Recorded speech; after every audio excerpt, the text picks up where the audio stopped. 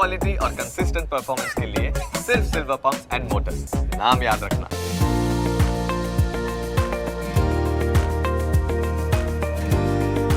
આજે પાટણ જિલ્લાના મીઠી વાવડી ગામના ડિમ્પલબેન પટેલ જ્યારે વડાપ્રધાન નરેન્દ્રભાઈ મોદીએ નમો ડ્રોન દીદી યોજનાની જાહેરાત કરી ત્યારે તેમણે રસ લઈ ડ્રોન દીદી તરીકે કામ કરવાનું મનોમન નક્કી કર્યું અને તેમણે ડ્રોન ઉડાવવા, ડેટા એનાલિસિસ અને ડ્રોનની જાળવણી સંબંધિત તાલીમ લીધી.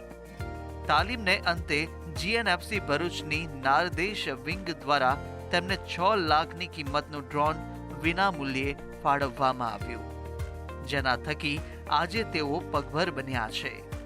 એટલું જ નહીં, તેઓ ગુજરાતની 58 નમો ડ્રોન દીદીમાં દવા અને ખાતરના છંટકાવની બાબતમાં પ્રથમ ક્રમે આવ્યા છે.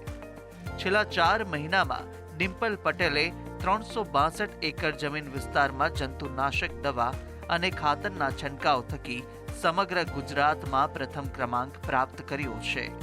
છેલ્લા 4 મહિનાની અંદર હું વાત કરું તો 366 એકર જેટલો મેં અત્યારે સ્પ્રે કર્યો છે અને 2 લાખ જેવું મેં આની અંદરથી અર્નિંગ કર્યું છે.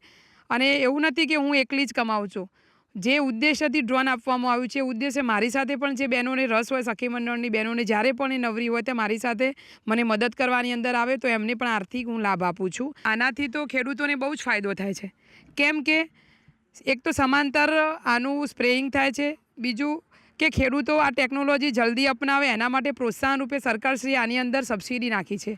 હવે ડ્રોન દીદી ડિમ્પલબેન પટેલ ગામના ખેડૂતોને, મહિલાઓને ડ્રોનની માહિતી આપી રહ્યા છે.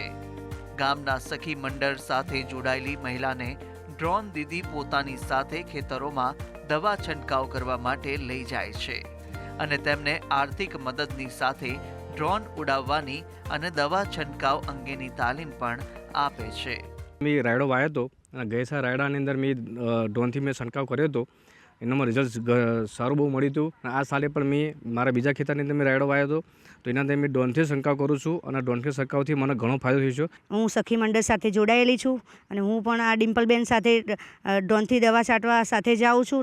ટ્રેનિંગ ચાલુ છે મારી અને મને બી આર્થિક સહાય મળે છે. ખેતરોમાં ઊભા પાકને ઈયળ, જીવાતો અને વિવિધ રોગથી બચાવવા માટે ખેડૂતો દ્વારા પહેલા પંપ વડે હાથેથી દવાનો છંટકાવ કરવામાં આવતો હતો, પરંતુ તેમાં સમય અને પૈસા વધુ થતા હતા.